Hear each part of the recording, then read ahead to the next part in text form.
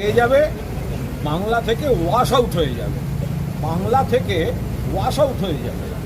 আসন্ন বিধানসভা নির্বাচনে বিজেপি মুখ্যমন্ত্রী মমতা বন্দ্যোপাধ্যায় থাকবেন, কিন্তু বিরোধী দলনেতা বলে কোনো পদ থাকবে না, কারণ সেটা পেতে গেলে যে কটা এমএলএ দরকার হয় বাংলার মানুষ বিজেপিকে সেই কটা এমএলএও দেবে না। বুঝছেন কেন? ওনাদের কেন্দ্রের সরকার, ওনাদের রাষ্ট্রপতি, ওনাদের ক্ষমতা থাকলে একবার এসব উচ্চারণ করে দেখুন না। এমনি মানুষের থেকে বিচ্ছিন্ন যে ঘটনাটা ঘটেছে, খারাপ ঘটনা, আমরাও নিন্দা করছি, মুখ্যমন্ত্রীও বলেছেন কোনো মানুষের কারুর যদি ক্ষোভ থাকে কোনো দলের ওপর, কোনো নেতাদের ওপর, এটা তার বহিঃপ্রকাশ হওয়া উচিত নয়, এটা তার পদ্ধতি নয়। ফলে এটা আমরা নিন্দা করছি, বিরোধিতা করছি।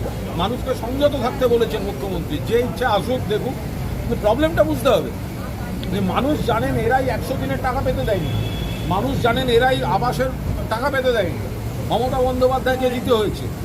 এরা বিপদের দিনে থাকে না। আজকে আমাদের কাছে খবর কোনো ত্রাণ নিয়ে যায়নি, শুধু ফটোশ্যুট করতে গেছিল, তো মানুষ সেখানে বিক্ষোভ দেখিয়েছেন। আমরা সেই বিক্ষোভের পদ্ধতি কোনোভাবে সমর্থন করি না, কিন্তু ওনারা যখন মানুষকে খেপিয়ে তোলেন, দিল্লিকে বলেছি টাকা না দিতে, দিল্লিকে বলেছি টাকা আটকে দিয়েছি, তো ওনারা সেটা ভেবে দেখেন না যে মানুষের মধ্যে তাই নিয়ে কি ক্ষোভের সৃষ্টি হচ্ছে।